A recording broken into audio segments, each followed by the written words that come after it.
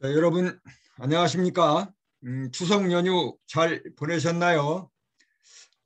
코로나가 멈추지 않고 계속 확장해 나가고 있습니다. 건강관리 각별히 더욱 조심하시고 또 이제 일상으로 이렇게 일상으로 복귀했으니까 우리 또 수업도 계속해서 하도록 하겠습니다. 창업 환경 분석 5주차 수업 시작하도록 하겠습니다. 창업 환경 분석 5주차 수업은 창업 아이템 시장 조사가 되겠습니다. 지난주까지 우리는 그 1주차부터 4주차까지 수업했던 내용을 지난주에는 추석 명절이 있어가지고 중점 요약을 한번 해드렸고요. 그 다음에 이제 창업 도전기로서 CEO 특강을 그 불가사리로 사업화에 성공한 그 양승찬 대표의 그 사업 성공기, 즉 도시에서는 그 길에 도로에 제빙기를 그 불가사리로 이용해서 만들어 가지고 효과를 보았고, 또 바다에서는 배가 항해하는데 불편을 줬던 그 불가사리를 제거함으로 인해서 환경 문제를 해결했고, 그래서 도시와 바다에서 환경 문제를 동시에 해결한 그런 좀 특이한 그런 창업 도전에서 성공을 한 그런 CEO 특강과, 그다음에 이제 로봇 사업을 하기 위해서 그 동업자들과 함께 이렇게 로봇 사업을 해서 성공을 한 그 오상훈 대표의 그 특강을 들어봤습니다. 여러분들도 혹시 이와 같이 동업 또 내지는 전혀 새로운 그런 면에서 어떤 창업 이런 거를 할 수 있는 아이템이 없는지 한번 우리 찾아보는 그런 시간이 되었으면 좋겠습니다. 그 다음에 이제 아이템 선정의 어떤 그런 중요성, 그러니까 창업자와 창업가의 정신과 그다음에 아이템 선정의 어떤 그 중요성을 이해를 했고, 그다음에 아이템 선정 시 고려사항도 숙지를 해봤고, 그다음에 개인에게 맞는 특성화된 아이템 찾기도 해봤습니다. 그거를 이번 시간에 다시 한번 잠시 언급을 하고 계속해서 수업을 하도록 하겠습니다. 자, 창업의 4요소는 몇 번 설명을 드렸지만 창업자와 창업 아이템, 창업 자금, 사업장 이렇게 설명드릴 수 있겠는데, 그 중에서도 창업자와 창업 아이템이 제일 중요하다고 그랬죠. 무자본 또는 무점포 이런 또 창업이 가능하기 때문에, 그러면 창업자는 창업자로서의 전문성과 경험, 그다음에 적성이 좀 맞아야 되고, 창업 아이템으로서는 창업자의 적성과 적합성과 그다음에 성장 가능성이 있는 아이템을 선정해야 되겠다고 설명을 드렸습니다. 자, 그러면 이제 첫 번째 그 창업자, 즉 기업가는 어떤 정신을 가져야 되느냐. 그래서 이거는 이제 정주영 회장님의 사례를 들어가지고 제조업 시대에는 이렇게 정주영 회장님의 그런 정신이 아주 좋았다고 설명을 드렸는데, 그럼 지금의 이런 IT 4차 산업혁명 시대의 IT 시대에는 그런 어떤 제조업의 정신이 안 맞느냐? 그건 아니죠. 그건 아니고 그 이제 최근에 그 IT 업체에서 가장 두각을 나타냈던 그 카카오의 김범수 이제 의장, 김범수 의장은 최초의 카톡이라는 이 문자로부터 시작을 했죠. 그래서 즉 SNS 카톡에 투자를 해서 고객을 엄청나게 많이 확보를 했죠. 그 다음에 이제 그 확보된 그 카카오톡 플랫폼에 뭐를 했습니까? 이제 쇼핑이라는 그 아이콘, 그 뭐야 이모티콘 뭐 개별 상품 광고 이런 거를 이제 포함을 시켰고, 그 다음에 이제 지금은 뭐 여러분들도 많이 사용을 하고 있는 사람이 있더라고요. 금융을 또 포함을 시켰죠. 그래서 지금은 또 금융에 대한 그 산업자본과 금융자본을 이렇게 분리시키는 뭐 그런 지금 뭐 정부로부터 약간의 압박도 받고 있지만, 어쨌든 카카오뱅크를 또 시작을 했고요. 최근에는 이제 이 카톡으로 또 이제 그 문화로서 카카오톡 그 우리 문화로서 또 정착을 하고 있죠. 그래서 이 예약 문화를 또 선도해 가고 있지 않습니까? 카카오 택시 뭐 이런 것도 좀 운영을 하고 있고 그러다 보니까 이제 엄청나게 부를 많이 일구어서 삼성보다도 한때는 뭐 시가총액으로 해서 또 앞서가기도 했고 근데 이제 지금은 앞으로는 이제 그러면 이 IT 기업이 어떻게 갈 것이냐 이제 메타버스로 이제 가겠죠. 그래서 카카오 아니 저 IT가 최초에 이제 문자로부터 간단히 우리 생활에 이제 뭐야 익숙해져 있다면 앞으로는 메타버스로 해서 본인의 행동이 직접 문자로 가는 게 아니고 이제 사람이 직접 가서 하는 것처럼 가상의 공간에서 모든 게 이루어지는 이런 메타버스가 이제 대세화될 것이다. 그러면 그렇게 가는 이런 시대의 발전 속에 어떠한 기업가의 정신을 가지고 가야 되느냐 하는 것이 이제 정주영 정신과 뭐 김범수 의장이 가지고 있던 어떤 그런 기술력, 창의력 이런 것이 좀 필요하지 않은가 그렇게 생각을 합니다. 그래서 이런 이제는 플랫폼의 시대라고 그러니까 우리도 어떠한 플랫폼을 만들 것인가 한번 우리 창업 경영학과에서도 같이 그런 논의할 수 있는 그런 시간을 일단 지금 전부 비대면을 하다 보니까 이런 거를 이렇게 같이 논의를 해봤으면 좋겠는데 뭐 일방적으로 이렇게 뭐라고 그럴까 일방적인 강의로 끝나다 보니까 그게 참 어렵습니다. 또 줌을 하려고 보니까 또 줌도 이렇게 자유롭지 못하고 그래서 아무튼 전반기에 중간고사 이후에는 대면 수업이 가능하리라고 보고 대면 수업을 할 때 여러분들과 같이 직접 실험을 해봐야 되는 것, 그 다음에 뭔가 토론을 해야 되는 것, 뭐 이런 거는 그때 한번 미뤄서 같이 하도록 하겠습니다. 자, 그럼 이제 아이템 선정 시 고려사항은 어떻게 되느냐? 일단 내가 선정한 아이템이 시장에 나가서 상품화되거나 서비스화 되었다면 그게 이제 되는 과정에서 소비 성향을 이해를 해야 되겠죠. 그 트렌드를 읽고 분석을 하고 그다음에 내 아이템이 지속 가능해야 되고 경쟁력을 유지를 해야 된다. 즉 지속 가능성이 있으려면 어떻게 하느냐? 내 아이템을 다른 사람이 금방 모방해서 따라오면 안 되기 때문에 모방을 제한을 해줘야 되고 그다음에 이제 어느 정도 내 아이템에 들어갈 수 있는 그 자원이 선순환되어야 되고 그다음에 이제 경쟁력을 가지려면 고객이 있어야 되겠죠. 근데 고객만 또 많으면 뭐예요? 팔면 팔수록 뭐 손해가 난다. 그러면 안 되지 않습니까? 그래서 이제 또 수익도 창출이 되어야 된다. 그래서 지속 가능성과 경쟁력이 있어야 되겠고 그다음에 이제 기업가 정신에서도 설명을 드렸지만 기업가 본인에게 적합해야 되겠죠. 뭐 뒤에 또 나오겠지만 평형감사도 내 하기 싫으면 못하는 거 아니겠습니까? 근데 아무리 소비자가 좋아해도 내가 하기 싫으면 못하는 거예요. 근데 또 내가 아무리 좋아도 소비자가 싫어하면 또 못하는 거지만 그래도 내가 좋아하면 어떻게 해요? 나는 생활형 창업이나 아니면 뭐 취미형 창업으로서 나 혼자 즐기는 건 할 수가 있다 이 말이야. 그런데 내가 싫으면 못하는 거니까 자신에게 창업자에게 일단 맞아야 된다. 그다음에 입지와 그 상권과 입지 분석을 해서 물론 적합성이 좀 맞아야 되겠고 그다음에 수익성도 방금 전에 얘기했지만 고객을 유치를 하고 그 고객을 유치함에 따라서 뭐 다다익선이 되던 뭐 그 뭐야 적은 고객에게 뭐 다수의 이익이 나오든 뭐 이렇게 하든 어쨌든 수익성이 있어야 된다. 그다음에 그 아이템의 라이프 사이클 성장을 하게 되면 또 반드시 쇠퇴기가 있으니까 라이프 사이클도 분석을 해야 된다. 그렇게 설명을 드렸습니다. 자, 그러면 유망한 아이템을 찾는 방법은 뭐냐?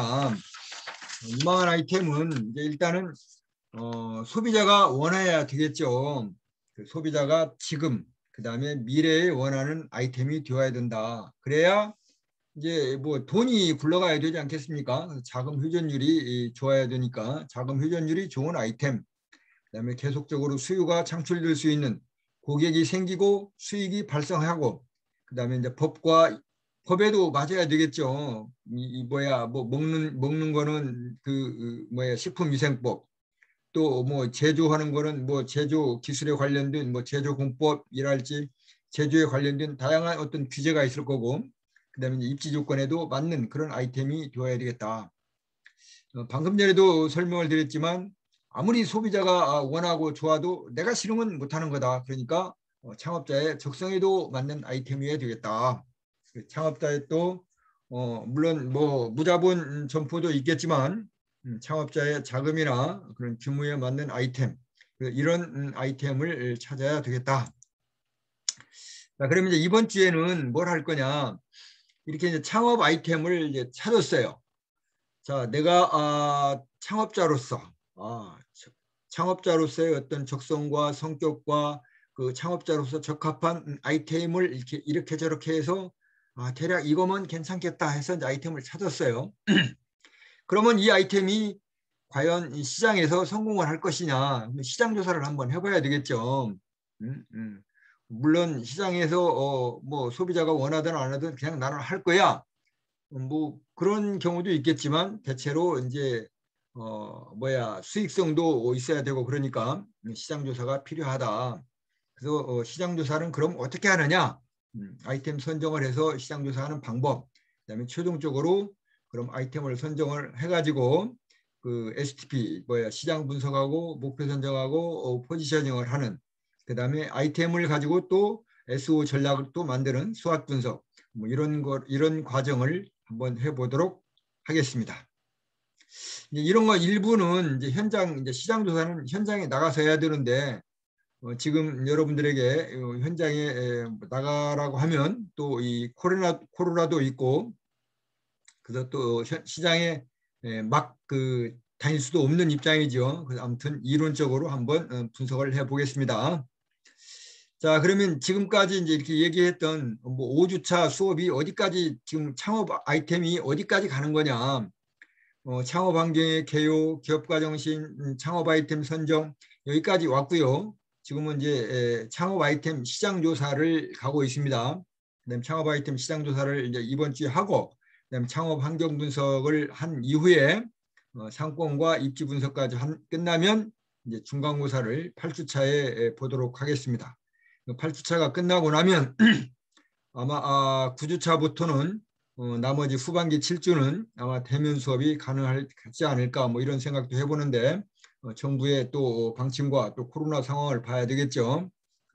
기말고사 중간고사 이후에는 사업 타당성으로부터 창업자의 자기관리까지 이렇게 한번 여러분들과 같이 수업을 진행하도록 하겠습니다. 자, 그럼 창업 아이템 시장 조사는 왜 필요하느냐? 안 하면 안 되느냐? 이게 꼭 필요한 것이냐? 이제 그런 걸 한번 봐야 되겠죠. 창업 아이템의 시장 조사는 창업 아이디어를 내가 이제 아이템을 선정을 했으니까 이게 시장에서 될 건지 안 될 건지를 검증을 해야 되겠죠. 그러기 위해서 필요하다.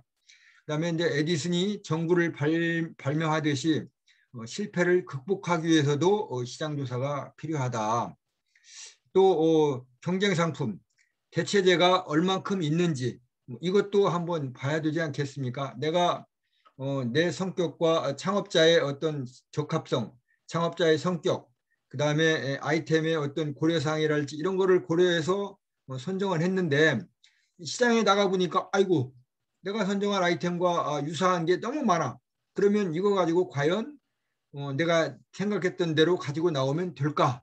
아닐 것이다. 그러면 어떻게 차별화를 할 것인지, 아니면 뭔가 좀 변경을 해야 될 것인지, 뭐 이런 것도 해야 되기 때문에, 그래서 경쟁 상품도 조사를 해봐야 된다. 그래서 유사 제품이 얼만큼 판매가 되고 있는지, 그러면 이제 사업 계획서도 변경을 해야 되고 뭐 이렇게 해야 되니까. 그다음에 이제 뭐 시제품 생산할 때는 또 제품 판매 계획을 할 때는 어떻게 해야 되는 건지, 이런 것에 영향을 미치니까 시장 조사를 해야 된다.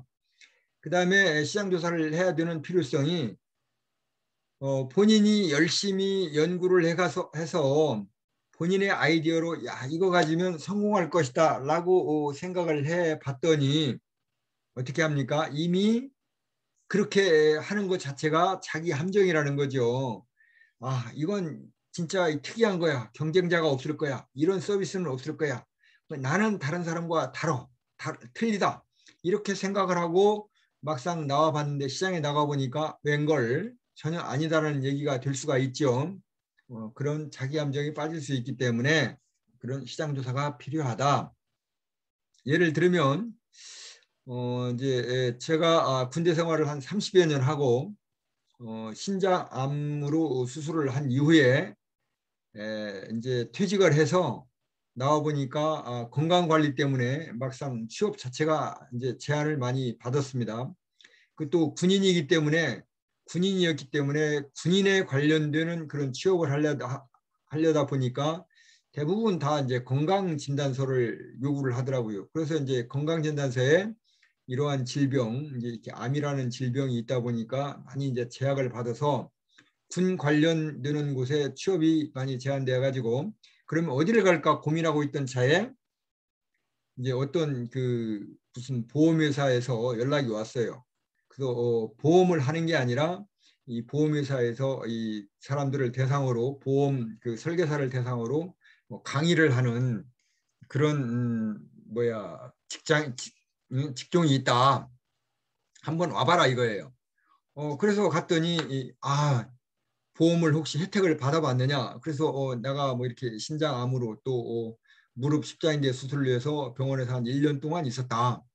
그래서 이제 보험 혜택도 어쩌고저쩌고 이렇게 쭉 하니까 정말 좋은 그 소재가 있다고 아주 좋다는 거예요. 그래서 이제 보험회사를 이제 제가 한번 갔습니다. 갔더니 웬걸 그, 우리 국방부 전직 교육센터 소개를 받고 갔는데 이제 보험 설계사부터 하는 업무가 시작이 됐어요. 그 처음에 이제 저는 그 일을 하기 때문에 거기서 교육받은 대로 밖에 나오면 금방 다 될 줄 알았어요. 와, 그렇구나. 그러면 몇 개월 한 이후에 보험 강사로서 활동을 하면 나름대로 수익도 생기고 괜찮겠구나 싶어서 했는데 막상 이제 교육을 받고 첫날 딱 나와 보니까 이게 아닌 거야. 전혀 아닌 거야.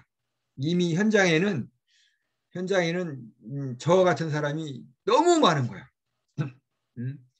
그래도 뭐 한번 여기까지 왔으니까 한번 해보자 해서 1개월 정도를 이렇게 해봤는데 이거는 좀 아닌 것 같더라고요. 그래서 제가 바로 이 자기 함정에 빠져본 그런 사례가 있는데 어쨌든 이런 해당 그 유사 업종의 체험도 해보고 또 경험자와 면담도 해보고 그래서 창업 아이템에 대한 시장 조사 필요성이 필요하다. 그런 얘기입니다. 자, 그러면 이제 아이템 선정을 위한 시장 조사는 어떻게 하느냐? 이렇게 이제 5단계가 되어 있습니다. 일단 시장의 흐름을 파악을 하고 내가 만든 상품과 서비스의 어떤 특성도 이제 알아야 되겠죠. 그다음에 내가 그 타겟으로 하는 그 타겟 시장의 타겟 고객의 어떤 소비자 조사도 해야 되고 또 내 아이템과 경쟁이 되는 그런 상품과 서비스는 없는지 그런 것도 한번 봐야 되고 그다음에 얼만큼 수요가 있을 건지 이런 수요 예측도 해 봐야 된다. 그래서 이렇게 시장 조사는 5단계로 나누어져 있는데 1단계부터 보겠습니다. 자, 1단계 시장의 흐름을 파악을 한다는 거죠. 자, 시장의 흐름은 해당 분야의 종사자를 직접 면담을 하면 가장 빠르게 파악을 할 수 있겠죠. 그런데 종사자를 면담을 할 때도 단순하게 어떻게 하느냐? 뭐 그 종업원만 면담을 하면 종업원다운 생각뿐이 못하겠죠. 종업원이나 그다음에 중간 관리자나 오너나 이렇게 다양한 사람을 그 분야에 다양하게 근무하는 종사자를 직접 면담을 해보는 것이 필요하고 또 이제 이렇게 1대1 대면 면담을 하지 않을 때는 이제 검색 엔진 뭐 네이버나 다음이나 구글이나 기타 다른 것을 통해서 또 통계청에 있는 자료를 통해서 이렇게 또 할 수도 있겠죠. 지금은 이제 빅데이터가 엄청나게 많습니다. 그래서 빅데이터를 관리하는 그런 전문 기관의 도움을 받는 것도 필요하겠죠. 그래서 직접 면담하는 그런 발품도 필요하고, 그다음에 이런 기술적으로 이용하는 빅데이터를 이용하는 그런 어떤 전문기관의 도움도 필요합니다. 예를 들면 해외 직구 서비스를 하는 그런 시장을 예를 들면 최초에는 해외 직구를 할 때 소비자들이 어떻게 해외 직구를 했냐면 본인이 어떻게 친척을 통해서 그 다음에는 이제 하다 보니까 요령이 생기니까 그 사람이 블로그를 만들어 가지고 또는 카페를 만들어서 커뮤니티를 만들었죠. 거기에서 이렇게 이제 좀 했었죠. 근데 이제 최근에는 이제 대자본 중심으로 해가지고 이제 이렇게 직접 직구를 대행해주는 또 회사도 생겼지 않습니까? 이렇게 해외 직구 서비스만 보더라도 이렇게 다양하게 초기에는 이랬고, 그 다음에 이제 지금은 중기에는 이렇고, 지금은 이렇다. 그래서 이런 시장의 흐름을 파악할 필요성이 있다는 겁니다. 자, 두 번째는 내가 만든 상품과 서비스의 특성을 파악하는 건데요. 모든 제품에는 이 도입기, 성장기, 성숙기, 쇠퇴기가 있어요. 그 뭐 사람도 태어나면 죽듯이 상품도 이렇고 또 직장도 이렇게 되어 있지 않습니까? 그래서 여러분들이 지금 우리 40대, 50대들이 아마 중학교, 고등학교를 다닐 때는 버스에 뭐 안내양이 있었어요. 그런데 이게 이제 뭐야 그 토큰이 되고 또 자동 뭐 이렇게 하다 뭐 카드가 되다 보니까 이제 안내양이 이제 없어지고 또 여러분들 뭐야 어렸을 때는 공중전화가 있었지 않습니까? 공중전화가 있을 때는 교환도 있었어요. 근데 지금은 공중전화도 없어졌고 교환도 없어졌고 이렇게 어, 그 제품도 도입이 되고 성장이 되고 쇠퇴도 하고 직장도 생겨나면 또 없어지기도 하고 그러니까 그러면 내가 생각하는 그 상품과 서비스는 지금 어디쯤 가고 있느냐 최소한 도입 단계면은 좋겠죠. 그런 도입 단계가 아니면 최소 성숙기는 정도는 됐어야 빨리 치고 빠지기라도 하죠. 쇠퇴기에 가버리면 이제 잘못하면 내가 투자를 해놓고 막 시작하려고 하면 시장에서 이제 사라지는 단계이기 때문에 투자하자마자 어떻게 됩니까? 손해만 보는 거죠. 그래서 이제 그런 뭐 아이템은 선정을 하면 안 된다는 거고, 그 다음에 이제 계절이나 유행성 어떤 그런 상품이나 특성인지 또 만약에 계절이나 유행성 상품 특성이더라도 그럼 그것이 갖는 특성은 뭔지를 파악해 볼 필요성이 있기 때문에 시장 조사를 해야 된다. 그 다음에 이제 이렇게 시장 조사를 해서 내가 이제 목표로 하는 고객을 선정을 할 수가 있어요.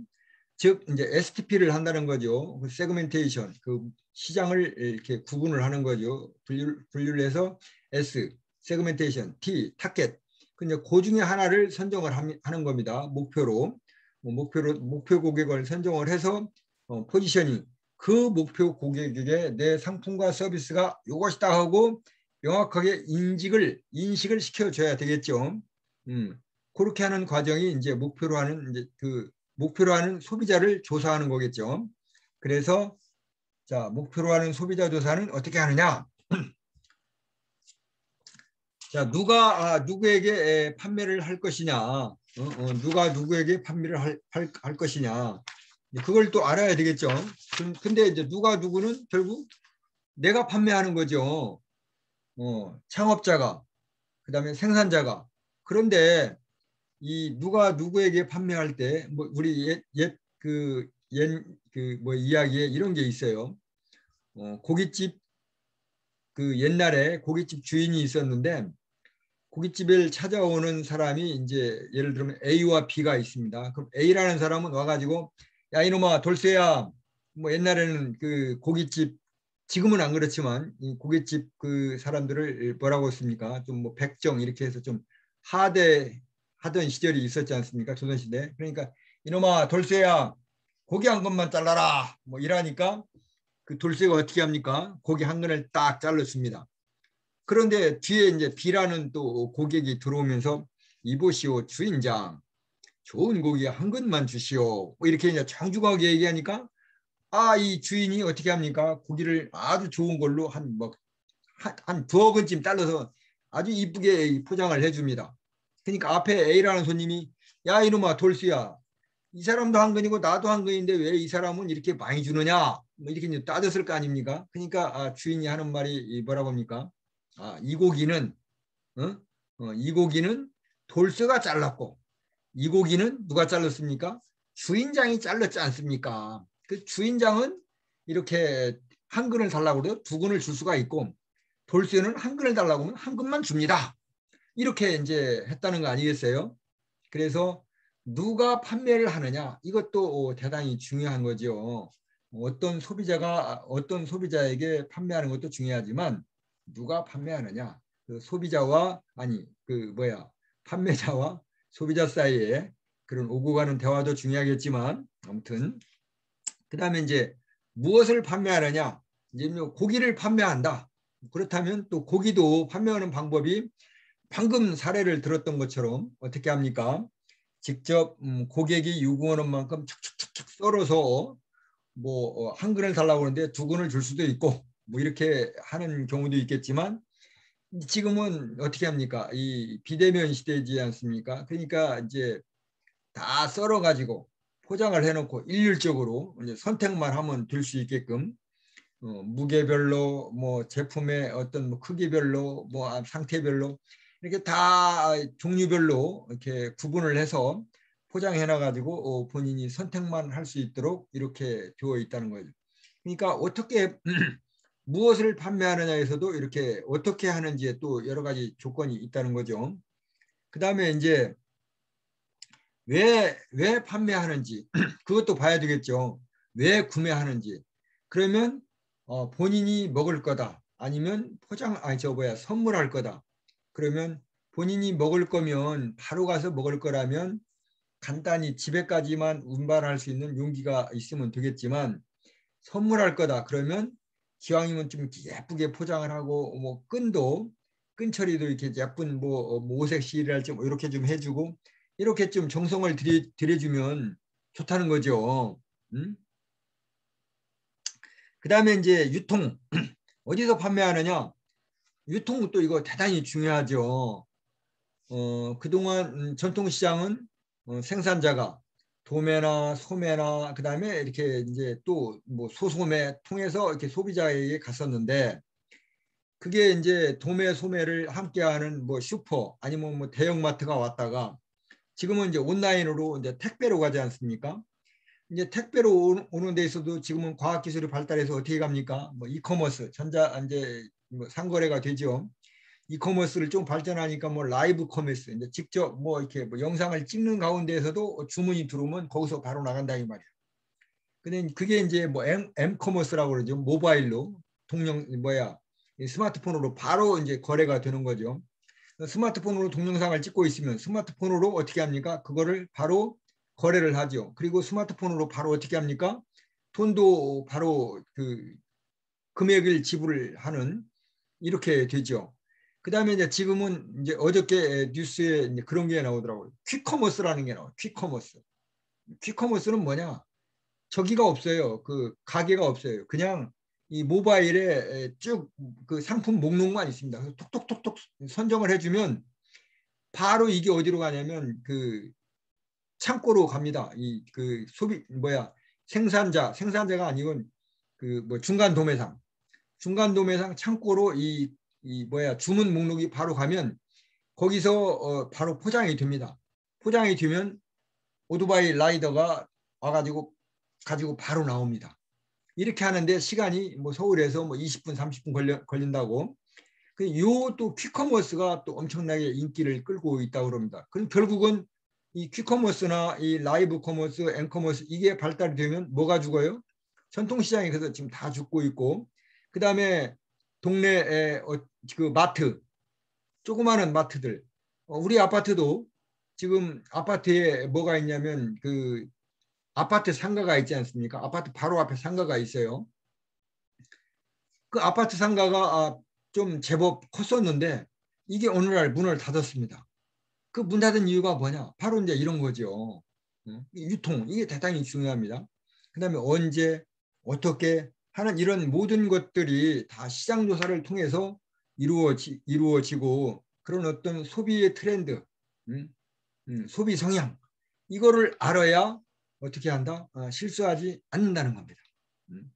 그래서 시장 조사가 꼭 필요하다. 도대체 시장이 어떻게 흘러가는지를 알아야 될 거 아닙니까? 네. 그 다음에 자 이제 아이템 선정을 위한 시장 조사인데 네 번째 단계는 뭐냐? 경쟁자를 조사하는 거예요. 경쟁자를 조사하는 거는 어떻게 조사를 하느냐? 예를 들면 해외 직구 1단계에서 해외 직구 예를 들었는데 개인 블로그나 개인 카페나 그다음에 해외 현지 거주 지인들이 있죠. 그래서 이런 것들을 이용해서 해외 직구를 하고 있구나.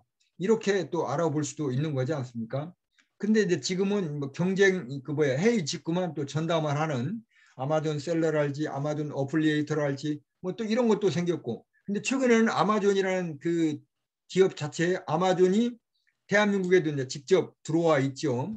그래서 해외 상품을 우리 이제 직접 한국 지점에 들어와 있는 데를 통해서 또 이렇게 이제 거래가 되기도 하고 그래서 아마존 어플리에이터가 조금 뭐 이렇게 뭐라 그럴까 그 인기를 좀 잃는다고 그럴까 뭐 이렇게 시장은 끊임없이 변해가고 있다. 그런 끊임없이 변해가는 시장을 이렇게 현장 조사를 하지 않으면 알 수가 없다는 거죠.